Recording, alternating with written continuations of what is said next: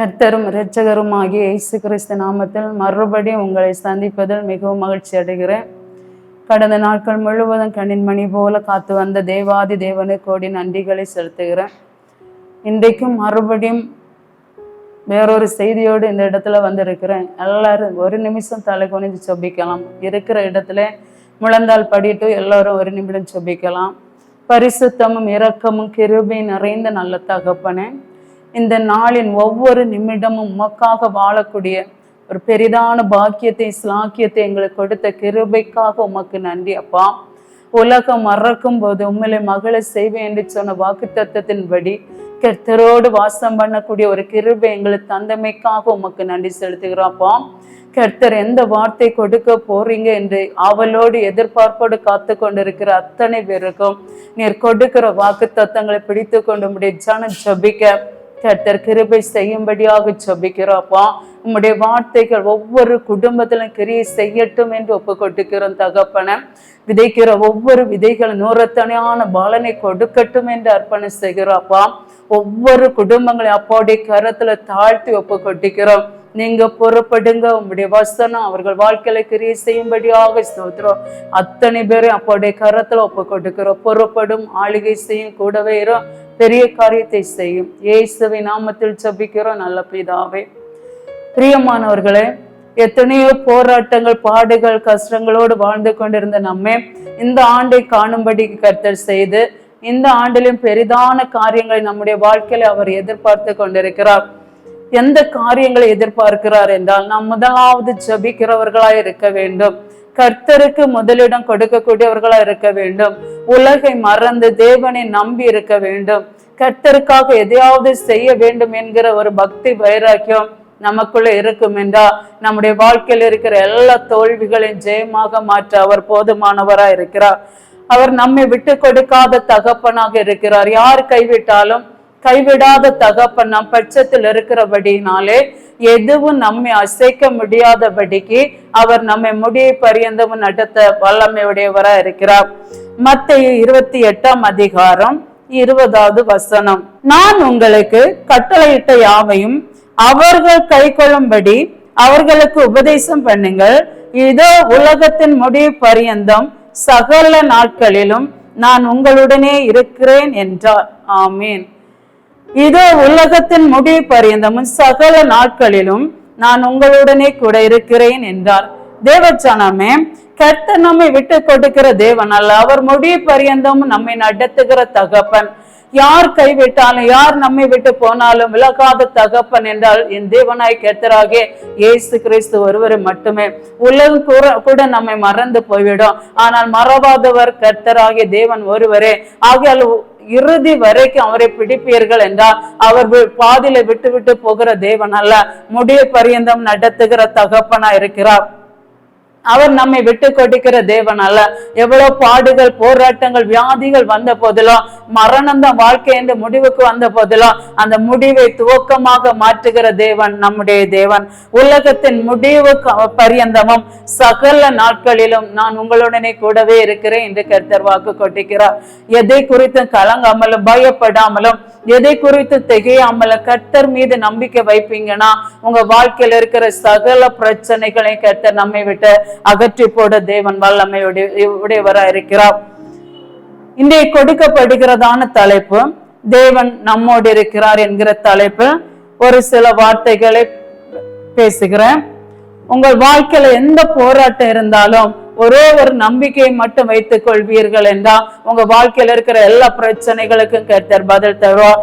தேவன் நம்மோடு இருக்கிறார், ஆகையால் நாம் அசைக்கப்படுவதில்லை என்கிற ஒரு விடாமுயற்சி என்கிற அந்த அன்புக்குள்ளே நான் கடந்து போவோம் என்றா, தேவனை நோக்கி அனுதினமும் ஜபிப்பவர்களா இருப்போம் என்றா, கர்த்தரை நோக்கி உறுதியை பற்றி பிடிப்பவர்களா இருப்போம் என்றா, அவரை விட்டு கொடுக்காதவரா இருப்போம் என்றா, யார் மத்தியில நாம் வெட்கப்பட்டு போகாதபடி நம்மை தலை நிமிர பண்ணுகிற தேவன் ஆகிய கர்த்தர் நம்மோடு இருக்கிறார். தேவன் எப்போது நம்மோடு இருப்பார்? நம்முடைய உபத்திரவத்திலையும் நம்முடைய பாடுகளிலும் உலகமே நமக்கு எதிராக எழும்பும் போது, எந்த கஷ்டம் வரும்போது நம்மோடு இருக்கிற தேவன் தான் கர்த்தர். நம் பாடுகள் வரும்போது நினைக்கிறோம் தேவன் நம்மை கைவிட்டார், அவர் நம்மை விட்டு விட்டார் என்கிற ஒரு நிலைக்குள்ளே கடந்து விடுகிறோம். ஆனா கர்த்தருடைய வேதம் சொல்லுகிறது, இமை பொழுது கைவிட்டேன், ஆனாலும் இரக்கமான உருக்கங்களினாலே உங்களை சேர்த்துக் கொள்வேன் என்று வேதம் சொல்லப்படுகிறது.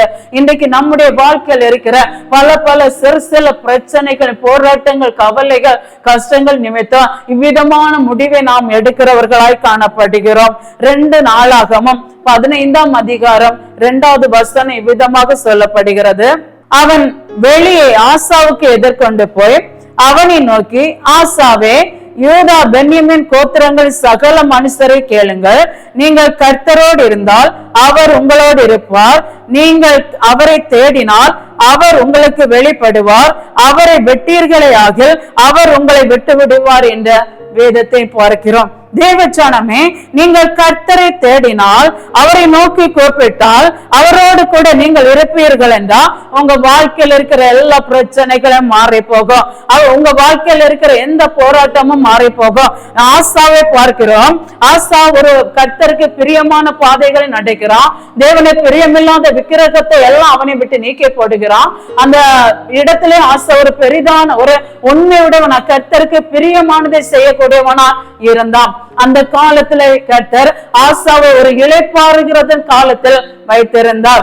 அந்த நாட்கள் என்ன நடக்கிறது பாருங்க. எத்தியோப்பியாவும் அவரோடு கூட இருந்த ஜனங்களும் இவருக்கு எதிராக யுத்தம் செய்யும்படி புறப்பட்டு வரும்போது இவர்கள் கேள்விப்படுகிறார்கள். அப்பொழுது ஆசாவும் அவனோடு கூட இருந்த ஜனங்களும் அந்த கர்த்தரோடு பேசிக்கொண்டு, கர்த்தரோடு ஆலோசனை கேட்டுக்கொண்டு அவர்களை துரத்துகிறார்கள். அவர்களை துரத்தும்படி கர்த்தர் கிருபை செய்தார். இதே போல உங்களுக்கு எதிராக, உங்களுக்கு விரோதமாய் கூட்டம் கூடுவார்கள், உங்களுக்கு எதிராக ஜனங்கள் எழும்புவார்கள். ஆனா கர்த்தர் சொல்லுகிறான், உனக்கு விரோதமாக உருவாக்கப்படும் எந்த ஆயுதமும் வாய்க்காதே போகும் என்று கர்த்தர் சொல்லுகிறார். எவர்கள் உனக்கு எதிராய் கூட்டம் கொடுக்கிறார்களோ அது என்னாலே கொடுக்கிற கூட்டம் அல்ல. ஜபிக்கிற ஆவிக்குரிய ஜனத்துக்கு விரோதமாக, துதிக்கிற ஆவிக்குரிய ஜனத்துக்கு விரோதமாக, ஸ்தோத்திரம் பண்ணுகிற ஆவிக்குரிய ஜனத்துக்கு விரோதமாக யார் கூட்டம் கூடுகிறார்களோ அது என்னாலே கூடுகிற கூட்டம் அல்லவென்று கர்த்தர் சொல்லுகிறார். ஆசாவுக்கு எதிராக இந்த ஜனங்கள் வந்த போதிலும் கர்த்தர் யாருக்கு ஜெயத்தை கொடுத்தார்? ஆசாவுக்கு தான் ஜெயத்தை கொடுத்தார். கர்த்தரோடு நோக்கி பார்த்த ஜனத்துக்கு கர்த்தர் ஒரு விடுதலை கொடுத்தார். கர்த்தரோடு இருந்த ஜனங்களுக்கு கர்த்தர் அற்புதத்தை செய்தார். கர்த்தரை சேவித்த ஜனங்களுக்கு கர்த்தர் அற்புதங்களை செய்தார். கர்த்தரை நோக்கி பார்த்த முகங்கள் வெட்கமடையாதபடிக்கு கர்த்தருடைய அற்புதம் அந்த தேசத்திலே நடந்தது. இன்றைக்கு நீங்கள் இருக்கிற குடும்பத்திலும் சரி, உங்க வாழ்க்கையிலும் சரி, எப்படிப்பட்ட யுத்த காலம் உங்களுக்கு நேரிட்டாலும் கர்த்தர் பார்த்து விட்டு சும்மா இருக்கிற தேவன் அல்ல. பாடுகள் வரும்போது மீண்டுமாய் ஜெபிக்க வைக்கிற தேவன், அந்த பாடுகளை கடந்து செல்லக்கூடிய ஒரு நீக்கு போக்கு உண்டு பண்ணுகிற தேவன். பாவியா இருக்கிறேன் என்று மனம் கலங்குற உன்னுடைய வாழ்க்கையில ஜபத்தை கொட்டிக்கிற தேவன், பாவி என்று அவர் தள்ளிவிடாத தகப்பன், பாவியை நேசிக்கிறவர் தான் கர்த்தராகிய இயேசு. ஆசாவை கர்த்தர் சும்மா விடவில்லை. ஆசாவுக்கு அவனோடு இருந்த ஜனங்களுக்கு கர்த்தர் மிக பெரிதான வெற்றியை கொடுத்தார். இன்றைக்கு தேவச்சனமே, குடும்ப சூழ்நிலை காரணமாக நீங்கள் ஒரு விசை சோர்ந்து போயிருக்கலாம், அல்லது கர்த்தருடைய அன்பை விட்டு நீங்கி போயிருக்கலாம். கர்த்தர் சொல்லுகிறார், ஆசாவுக்கு கொடுத்த ஜெயத்தை இதோ உங்களுக்கு கொடுக்க போகிறேன் என்று கர்த்தர் சொல்லுகிறார். உங்க குடும்பத்தில கர்த்தர் சமாதானத்தை தருவார். ஆதியாகமம் 39ஆம் அதிகாரம் 21வது வசனம் விதமாய் சொல்லுகிறது, கர்த்தர் யோசேப்போடு இருந்தார், அவன் மேல் கிருபை வைத்து சிறைசாலை தலைவனுடைய தயவு அவனை கிடைக்கும்படி செய்தார். தேவச்சனமே, கர்த்தர் உங்களோடு இருந்தார் என்றால் யாருடைய கண்கள்ல தயவு கிடைக்கணுமோ, யாருடைய கண்கள்ல கிருபை கிடைக்கணுமோ அத்தனை கண்கள்ல கிருபை கிடைக்கும்படி கர்த்தர் உங்களுக்கு அனுக்கிரகம் பண்ணுவார். அப்பாதியில விடுகிற தேவன் முதலாவது என்ன செய்ய வேணும்? கர்த்தர் நம்மோடு இருக்க வேண்டும். நம்மோடு இருக்க வேண்டும் என்றால் நாம் கர்த்தரோடு எப்போது ஒரு நெருங்கக்கூடியவர்களாக, கர்த்தரோடு ஜெபிக்க கூடியவர்களாக, கர்த்தரை ஆராதிக்க கூடியவர்களாக, எப்போது இடைவிடாமல் அவரோடு இருக்கக்கூடியவர்களாக நாம் இருப்போம் என்றால் நம்முடைய வாழ்க்கையில இருக்கிற எல்லா தோல்வியை மாற்றி யார் கண்கள்ல தயவு உண்டு பண்ணணுமோ அவர்கள் கண்கள்ல தயவு உண்டு பண்ணும்படி கர்த்தர் நமக்கு அனுக்கிரகம் பாராட்டுவார். உங்க சூழ்நிலை கண்டு சோர்ந்து போய் ஒரு மூலை உட்கார்ந்து விடாதீங்க. கர்த்தரை நோக்கி இன்னும் அதிகமாய் கூப்பிடுங்க. நெருக்கங்கள் வரும்போது, பாடுகள் வரும்போது, கஷ்டங்கள் வரும்போது, உங்களுக்கு எதிராக எதிர்ப்புகள் வரும்போதெல்லாம் கர்த்தரை விட்டு விலகாதபடிக்கு முன்னிலும் அதிகமா இருந்தது போல நீங்கள் ஜெபிப்பீர்கள் என்றால் உங்க வாழ்க்கையில கர்த்தர் அற்புதத்தை செய்வார். இங்கே சிறைசாலை தலைவனுடைய கண்கள்ல கர்த்தர் தயவு உண்டு பண்ணும்படி செய்தார். யோசேப்பு எல்லாருக்குள்ளே தூக்கி போட்டார்கள். ஆனா கர்த்தருடைய அணுக்கிற இருந்தது நிமித்தம் கர்த்தர் ஒரு பெரிய அற்புதத்தை செய்து போத்திபாருடைய வீட்டில் வரவா, போத்திபாருடைய மனைவினால் குற்றம் சாட்டப்பட்டு சிறைசாலையில் ஒரு தவறு செய்யாத யோசேப்புக்கு சிறை தண்டனை அவனுக்கு கொடுக்கப்பட்டது. இன்றைய தேவச்சனமே நம்முடைய வாழ்க்கையில எந்த தப்பு செய்யாதவர்களாக பல போராட்டங்களோடு வாழ்ந்து கொண்டிருக்கலாம். மனிதர்களால் இல்லாத பொல்லாத வார்த்தைகள் நம்மை காயப்படுத்தி கொண்டிருக்கலாம். ஆனால் யோசேப்புக்கு சிறைசாலை தலைவனுடைய கண்கள் தயவு கிடைக்கும் என்றால் இன்றைக்கு தேவனை உண்மையோடு ஆவியோடு ஆராதிக்கிற உங்க வாழ்க்கையிலும் என்னுடைய வாழ்க்கையிலும் இருக்கிற எல்லா உபத்திரவங்களின் பிரச்சனைகளையும் உடைக்க கர்த்தர் நமக்கு போதுமானவராக இருக்கிறார். எல்லா போராட்டங்களையும் உடைக்க நமக்கு வல்லமை உடையவரா இருக்கிறார். எனக்காக பரிந்து பேச யாரும் இல்லையே, எனக்காக உதவி செய்ய யாரும் இல்லையே, என பண பலம் என்று சொல்ல எதுவும் இல்லையே, எந்த ஒரு மனித பலமும் இல்லை என்று போராடி கொண்டிருக்கலாம். ஆனா எந்த ஒரு மனித பலத்தை நாடாதிருங்க. கர்த்தரை உங்களுக்கு அடைக்கலமாக கடந்து வருவா. கர்த்தரை உங்களுக்கு அற்புதமாய் கடந்து வருவா. யார் உள்ளத்துல கிரியை செய்ய வேண்டுமோ அவர்களுடைய உள்ளத்துல கிரியை செய்து உங்கள் வாழ்க்கையில மிக பெரிதான வெற்றியை தருவா. அந்த ஆசாவுக்கு செய்த அற்புதம் இன்னைக்கு யோசேப்புடைய வாழ்க்கையில செய்த அற்புதம், யோசேப்புடைய சிறைசாலை தலைவனுடைய கண்கள்ல தயவு கிடைக்க செய்த அற்புதம் நம்முடைய வாழ்க்கையில கர்த்தர் எந்தெந்த வழிவாசலை திறக்கணுமோ, எந்தெந்த பாதையில தயவு கிடைக்கணுமோ, எந்தெந்த ஜனங்களோடு தயவு கிடைக்கணுமோ, எந்தெந்த வேலை வாய்ப்புக்காக நீங்கள் அலைந்து தெரியும் போது எஜமான்களுடைய கண்கள் தயவு கிடைக்கணுமோ, நீங்கள் ஒத்தாசை வர பர்வதங்களுக்கு நேராக உங்கள் கண்களை ஏறடிப்பீர்கள் என்றால் உங்களுக்காக கர்த்தர் வானத்தின் பலகணிகளை திறப்பார். உங்களுக்காக அவர்கள் உள்ளத்திலே பரிந்து பேசுவார். உங்களுக்காக அற்புதத்தை செய்வார். ஒருபோது உங்களை மறவாத தகப்பன் எப்பொழுது உங்களோடு கூட இருப்பார். நீங்கள் பல விஷயம் சோர்ந்து போயிருக்கலாம். ஆனா கர்த்தர் தட்டி கொடுக்கிற தேவன், பலம் கொண்டு திடமானதா இரு என்று அவர் சொல்லுகிற தகப்பன். யார் உங்களை நேசித்தாலோ நேசிக்காவிட்டாலோ கர்த்தருடைய அன்பு ஒருபோது உங்களை விட்டு மாறாததாகவும் விலகாததாகவும் இருக்கும். கர்த்தருடைய அற்புதம் நடக்கும். சிறைசாலை போன்கிற ஒரு போராட்டத்துக்குள்ள வாழ்ந்து கொண்டிருக்கிறீர்களா? வசனம் சொல்லப்படுகிறது, கர்த்தர் சீயோனி சிறையிருப்பை திருப்பும் போது அவர்கள் சொப்பனம் காண்கிறவர்களை போல இருந்தார்களாம். கொஞ்ச காலம் இந்த சிறையிருப்புக்குள்ள இருந்து கொண்டு கர்த்தரை முறுமுறுக்காதிருங்கள். அந்த சிறை சாலைக்குள்ளே இருந்து கொண்டு கர்த்தர் என்னை தப்புவிக்க வல்லவர் என்கிற ஒரு விசுவாசத்தோடு அவரே நோக்கி பார்ப்பீர்கள் என்றால் உங்க வாழ்க்கையில இருக்கிற எல்லா பிரச்சனைகளையும் அவர் நீக்கி போட வல்லவரா இருக்கிறார். முதலாவது நாம் என்ன செய்ய வேண்டும்? நம்முடைய வாழ்க்கையை கர்த்தருடைய கரத்தில் ஒப்பு கொடுக்க வேண்டும். நாம் கர்த்தரோடு இருந்தால் அவருடைய கிரியை வெளிப்படும். இரண்டாவதாக நாம் கர்த்தரோடு இருந்தால் தேவ தயவு கிடைக்கும். கர்த்தருடைய தயவுக்காக கெஞ்ச வேண்டும். கர்த்தருடைய இரக்கத்திற்காக கெஞ்ச வேண்டும். கர்த்தருடைய கிருபைக்காக கெஞ்ச வேண்டும். அவருடைய பாதத்துல ஆபிரகாம் முகம் குப்புற விழுந்து அவரை நோக்கி வேண்டிக் கொண்டது போல இன்னைக்கு நாமும் ஜெபிக்கிற நாமும் நம்முடைய பிள்ளைகளும் நம்முடைய குடும்பத்தார் அனைவரும் தேவ சமத்தை உறுதியாய் பிடித்து ஜெபிப்போம் என்றால் எந்த காரியம் தடைப்பட்டு இருக்கிறதோ, யார் மூலம் உங்களுக்கு வர வேண்டிய நன்மைகள் வராம தடைப்பட்டு இருக்கிறதோ அவருடைய கண்கள்ல கர்த்தர் இரக்கத்தின் தயவை கொடுத்து உங்களுக்காக அற்புதத்தை செய்ய வல்லவரா இருக்கிறார். நன்மை வேலை செய்கிறதுனால போராட்டங்களா, அந்த இடத்துல கஷ்டமா, அந்த இடத்துல இருக்கிற எல்லாருடைய கண்கள்ல தயவை கர்த்தர் கட்டளையிட போதுமானவரா இருக்கிறார். உங்களுக்கு எந்த நன்மைகள் வர வேண்டுமோ அந்த நன்மைகளை தருவதற்கும் என் தேவன் வல்லவரா இருக்கிறார். மூன்றாவதாக எதை செய்தாலும் கர்த்தர் வாய்க்க பண்ணுகிற தேவன். அவர் நம்மை சும்மா விடுகிற தேவன் அல்ல. நீங்கள் விதைக்கிறீங்களா, அந்த விதைக்கேற்ற பலனை நிச்சயம் தர அவர் வல்லமையுடையவரா இருக்கிறார். ஜபிக்கிறீங்களா, அந்த ஜபத்துக்குள்ள கிரியை கர்த்தர் நிச்சயம் செய்வார். அந்த ஜபம் ஒருபோது உங்களை விட்டு விலகாது. அந்த ஜபத்திற்குள்ள பலனை நிச்சயம் கர்த்தர் தருவார். ஜபம் ஜெயத்தை கொண்டு வர, ஜபம் ஒரு விடுதலை கொண்டு வர, ஜபம் சிறைசாலை கதவுகளையும் அசைக்கும். இன்னைக்கு உங்க வாழ்க்கையில் இருக்கிற ஜப வாழ்க்கையில் இருக்கிற அந்த ஜப குறைவை உங்களை விட்டு நீக்கப்பட்டு கர்த்தரிடத்துல பலம் கொண்டு திடமானதா இருந்த நான் கர்த்தரை நம்பி இருக்கிறேன், நான் கர்த்தரை விசுவாசிக்கிறேன், நான் கர்த்தரை நம்பி இருக்கிறபடினால் நான் அசைக்கப்படுவதில்லை என்கிற ஒரு நம்பிக்கையோட விசுவாசத்தோட அவரை நோக்கி பார்ப்பீர்கள் என்றால் உங்க வாழ்க்கையில கர்த்தர் அற்புதம் செய்ய வல்லவரா இருக்கிறார். ஆகியால் தேவச்சனமே, இன்று கண்ட எகிப்தியரை நீங்கள் காணாதிருக்க வேண்டும் என்றால் உங்களுடைய வாழ்க்கையில மிக மிக மிக ஜெபம் அவசியமா இருக்கிறது.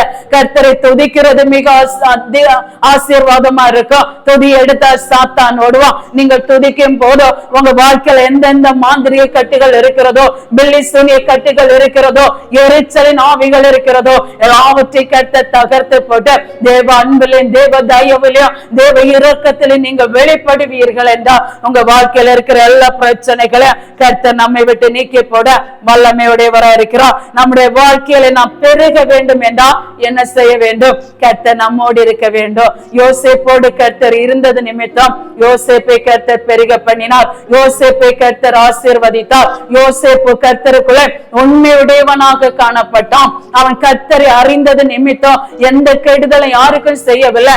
கர்த்தர் சொன்ன வார்த்தைகளை யோசேப்பை கொண்டு செயல்படுத்த தொடங்கினார். தேவஜனமே, கர்த்தர் உங்களோடு சொல்லி இருப்பார்கள் என்றால் நிச்சயமாய் செய்ய வல்லவரா இருக்கிறார்.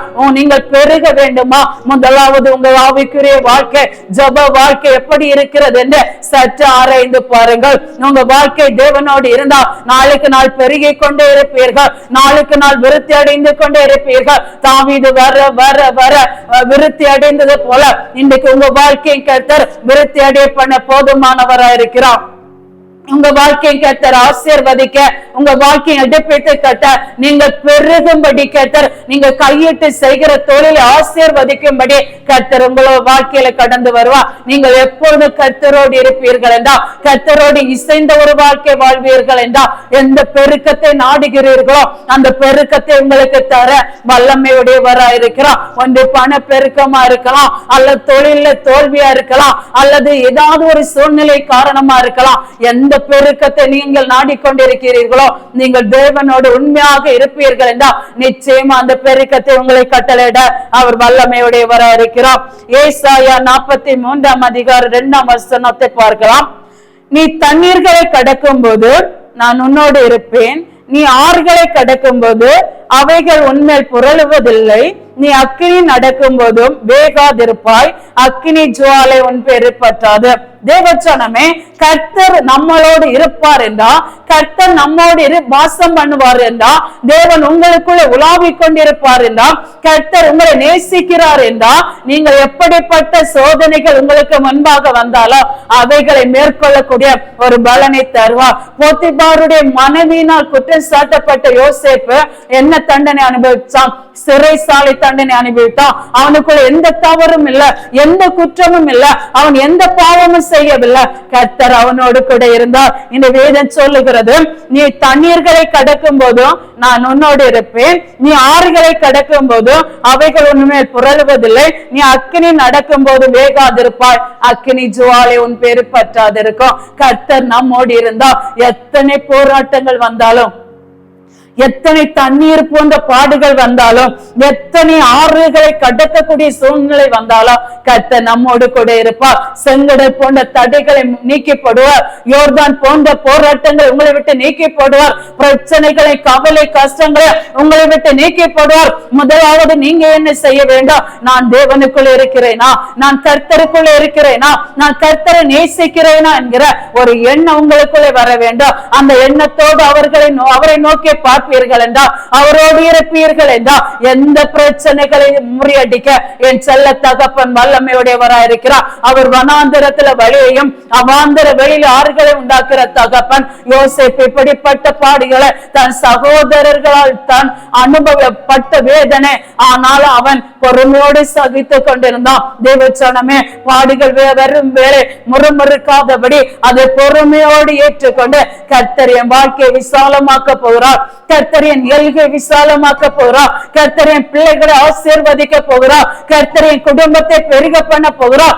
ஆகையால் தான் இந்த பிரச்சனைகள் என் வாழ்க்கையில குறுக்கிடுகிறது என்கிற உணர்வோடு மட்டும் நினைத்து நீங்கள் தேவனோடு இருப்பீர்கள் என்றால் உங்க வாழ்க்கையில் இருக்கிற எல்லா பிரச்சனைகளும், எல்லா பலவீனங்களையும், எல்லா வியாதிகளையும், எல்லா போராட்டங்களையும் உங்கள் குடும்பத்தை விட்டு அகற்றி போட்டு உங்களுக்காக அவர் அற்புதம் செய்வது எந்த விதமான சந்தேகம் இல்லை. இந்த அற்புதம் உங்க வாழ்க்கையில நடக்க வேண்டும் என்றால் நீங்க என்ன செய்ய வேண்டும் தெரியுமா? கர்த்தரோடு வாசம் பண்ணக்கூடியவர்களா இருக்க வேண்டும், கர்த்தரோடு ஜெபிக்கிறவர்களாக இருக்க வேண்டும். அடுத்த வசனத்தை பார்க்கிறோம். நான் இஸ்ரவேலின் பரிசுத்தரும் உன் இரட்சகருமா இருக்கிற உன் தேவனாய் கர்த்தர் உன்னை மீட்கும் பொருளாக எகிப்தையும் உனக்கு ஈடாக எத்தியோப்பியாவையும் சேபாவையும் கொடுத்தேன். தேவச்சனமே, நீங்கள் அடிமைத்தனப்பட்டிருந்த அந்த அடிமைத்தனத்தின் ஆவியை உங்களிடத்திலிருந்து எடுத்து போட்டு கர்த்தர் ஆசீர்வதிக்கிற அந்த ஆசீர்வாதத்தின் மேன்மே உங்களுக்கு கொடுக்கும்படி விரும்புகிறார். ஏன் தெரியுமா?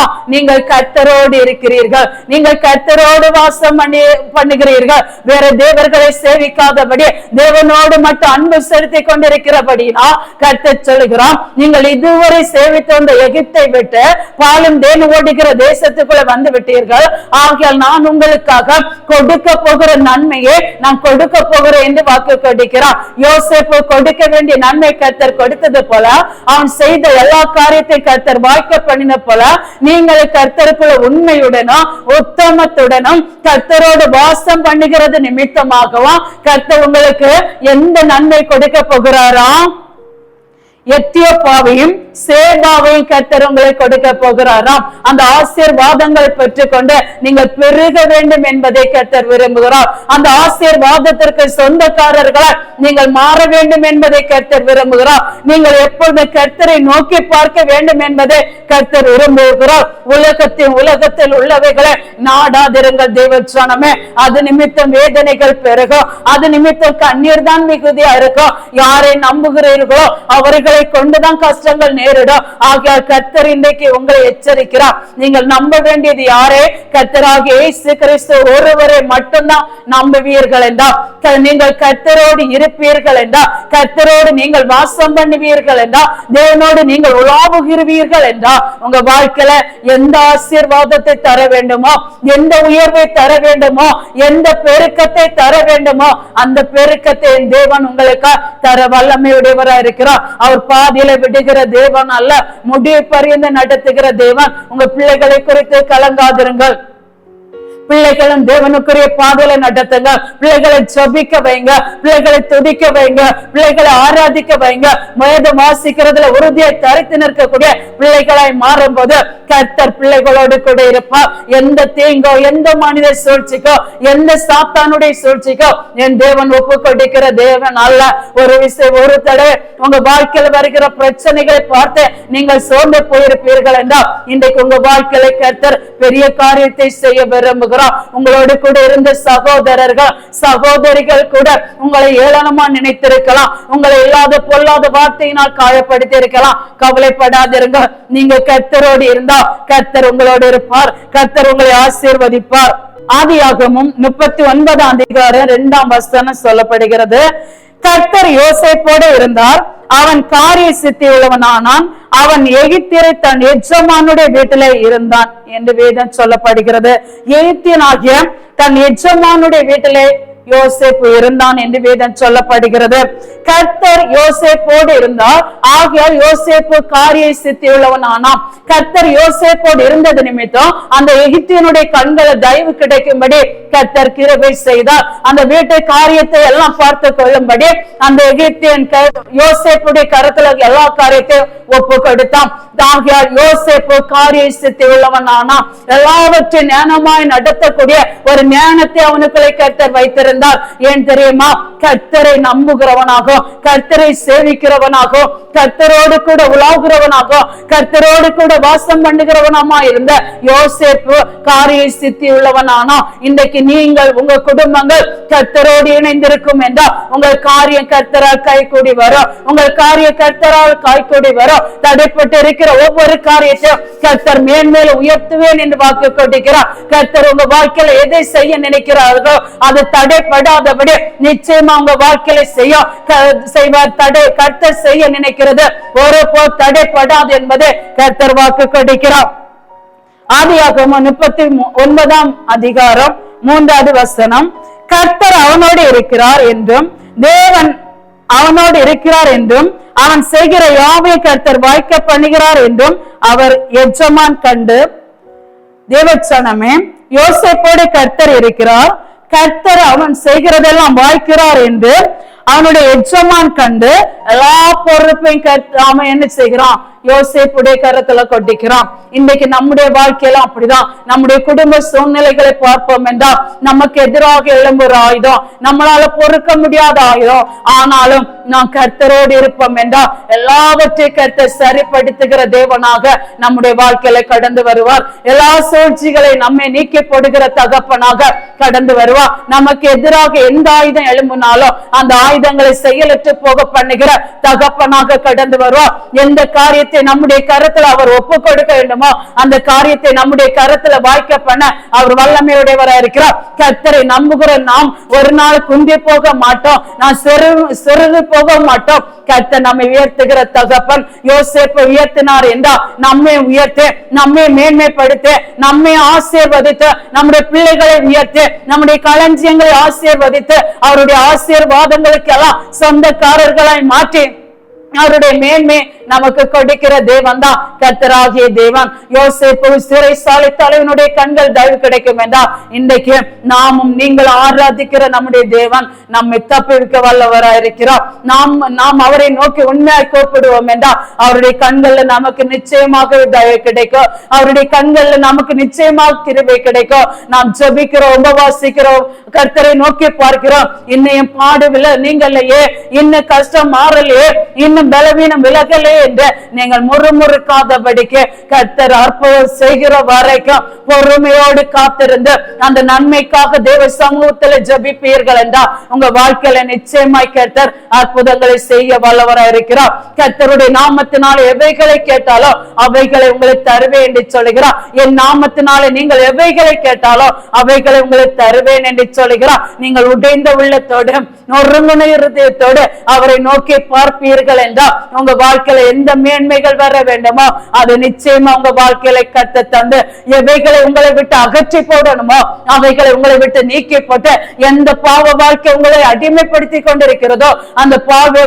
வாழ்க்கை உங்களை விட்டு நீக்கி போட்டு கர்த்தர் உங்களை உயர்த்தும்படிக்கு அவருடைய பலத்து கரத்துக்குள் அடங்கி இருப்பீர்கள் என்றால் எந்த போராட்டத்துக்கு அவர் ஒப்பு கொடுக்கிற தேவன் அல்ல. அவருடைய கண்கள் தயவு கிடைத்தா நீங்கள் பெருகி கொண்டே இருப்பீர்கள். நீங்கள் கர்த்தரோடு இருந்தா நீங்க பெருகி கொண்டே இருப்பீர்கள். நீங்க கர்த்தரை நோக்கி கூப்பிட்டா நீங்க பெருகி கொண்டே இருப்பீர்கள். ஈசாக்கு கர்த்தரை நோக்கி கூப்பிட்டா ஆகிய கர்த்தர் அவனை ஆசீர்வதித்தார். ஆபிரகாம் தேவனோடு இருந்தா ஆகிய கர்த்தர் ஆபிரகாம கொடுத்த வாக்கை நிறைவேற்றினார். இந்த தேவச்சானமே நீங்களும் நானும் ஆராதிக்கிற தேவன் உண்மை உள்ளவராக இருக்கிறார். அவர் முடிய பரியந்தம் நம்மை நடத்தோர் பாதியில எடுத்துக் கொள்ளுகிற தேவன் அல்ல, பாதியில நம்மை அழிக்கிற தேவன் அல்ல. அது மனிதன் தான் அழிக்க நினைப்பா, பிசாசானவன் அழிக்க நினைப்பா.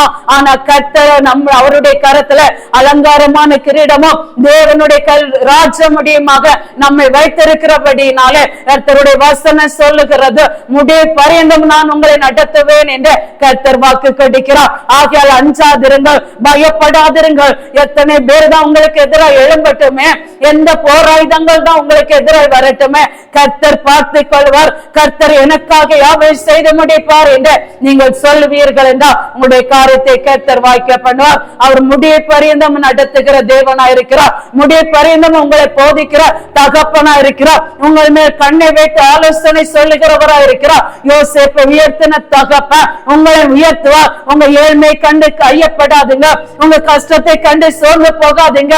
நாங்க இவ்வளவா கஷ்டப்படுகிறேனே எங்களை விசாரிக்க கூட ஒருவர் இல்லை என்று நீங்கள் சோர்ந்து போகாதபடி தேவனை நோக்கி பாருங்கள். கர்த்தர் உங்களை விசாரிக்கிறவரா இருக்கிறார். நான் உங்களை விசாரிக்கிறவரானபடியினால் உங்கள் கவலைகளை எல்லாம் என் மேல் வைத்து விடுங்கள் என்று கர்த்தர் வாக்கு கொடுக்கிறார். ஆகியால் தேவச்சனமே யோசேப்போடு இருந்த தகப்பன், ஆசாவை பாதுகாத்த தகப்பன் இன்றைக்கு நம்முடைய குடும்பத்தை வழி நடத்த உண்மை உள்ளவரா இருக்கிறார். எல்லாரும் ஒரு நிமிடம் முழந்தால் படியிட்டு ஜெபிக்கலாமே. பரிசுத்தமும் இரக்கம் நிறைந்த நல்ல தகப்பனே, தேவன் நம்மோடு இருக்கிறார் என்கிற வசனத்தின் அடிப்படையில் உம்மை நோக்கி செபி அப்பா, உம்முடைய பிள்ளைகளுக்கு நீ சொல்லி இருக்கிற வார்த்தைகளை சொல்லி இருக்கிறப்பா, அந்த வார்த்தைகள் மிகுதியான பலன்களை கொண்டு வரட்டும் என்று ஒப்பு கொண்டிருக்கிறப்பா. நம்முடைய பிள்ளையுடைய வாழ்க்கையில மிகவும் பிரயோஜனம் உடையதா இருக்கட்டும் அப்பா. ஒவ்வொரு குடும்பத்திலும் போராடுகிற அந்தகாரத்தின் வல்லமைகள் தேவனால உடைக்கப்பட்டு போகட்டும் அப்பா. கர்த்தருக்கு உண்மையாதான் இருக்கிற, கர்த்தருக்காக ஓடி ஓடி விளைக்கிற, ஆனாலும் எந்த மேன்மையும் வரவில்லை என்று ஏக்கத்தோடு கலக்கத்தோடு போராடி கொண்டிருக்கிற எத்தனையோ தாய்மார்கள் உண்ட தகப்பன அத்தனை பேரை அப்போடைய கரத்துல ஒப்பு கொடுக்கிறோம் அப்பா. முடிய பரியந்த அத்தனை பேரை நடத்துவீராகப்பா. ஒவ்வொரு குடும்பங்களுக்குள்ள இருக்கிற சூழ்நிலைகளை கர்த்தர் நீக்கி போட்டு நம்முடைய பிள்ளைகளுக்கு சமாதானத்தை கட்டளையிட போற கிருபைக்காய் ஸ்தோத்திரப்பா. தாவீது வர வர விருத்தி அடைந்தது போல உண்மை ஆராதிக்கிற ஜனங்களும் வர வர விருத்தி அடைய கர்த்தர் கிருபை உண்டு பண்ணும்படியாக ஸ்தோத்திரம். உண்மை நோக்கி பார்க்கிற முகங்கள் அப்பா, என் நாமத்தினாலே நீங்கள் எவைகளை கேட்பீர்களோ அவைகளை உங்களுக்கு தருவேன் என்று சொன்னவர நீ விசுவாசித்தால் தேவனுடைய மகிமை காண்பா என்று சொன்ன வசனத்தின்படி கர்த்தாவே உண்மை நோக்கி கேட்கிற என் ஜனங்கள் பெற்றுக்கொள்ளும்படி கிரியை செய்யுங்கப்பா. எல்லா வனாந்தரத்தை நீக்கி போட அறுவடை கண்டு மகளை கிரியை செய்ய கூடவே எல்லா குடும்பத்தையும் ஆசீர்வதியோ கூடவே இருந்து நடத்தும். அப்போ நம்முடைய கிருபை நம்முடைய ஜனங்களை பெருக பண்ணட்டும் என்று அப்போடைய கரத்தில் ஒப்பு கொடுக்கிறோம். இயேசுவின் நாமத்தில் ஜெபிக்கிறோம் நல்ல பிதாவே, ஆமென்.